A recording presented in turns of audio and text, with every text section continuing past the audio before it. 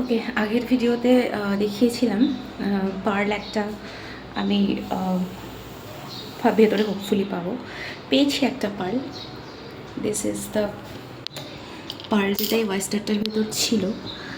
Now the thing is, এইটা হচ্ছে পার্লটা। I am feeling a bit sad. আগে কখনো এটা এক্সপিরিয়েন্স করিনি, ফার্স্ট টাইম এক্সপিরিয়েন্স। আমার একটু কষ্ট হচ্ছিল ওটাকে ভেতর থেকে ভেঙে বের করে, ওটার ভেতরে একটা যেটা রয়েছে,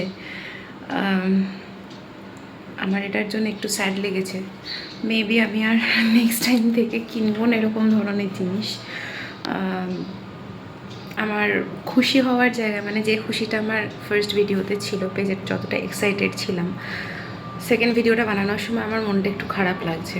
মানে শুধু শুধু একটা পার্লের জন্য আমি একটা জিনিসকে এরকমভাবে, তার থেকে আমার মনে হয় সিনথেটিক অন্য অনেক রকমের স্টোন আছে যেগুলো কোনো প্রাণীকে হার্ম করে না, সেরকম জিনিস আমার মনে হয় কেনা better. Now I feel that.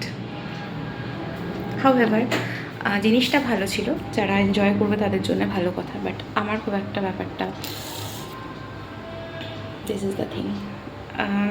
ভেতরে যে পোকাটা ছিল আমি জানি না দেখানোটা উচিত কিনা, বাট থাক, আমার মনে হয় না দেখানোটা দরকার আছে।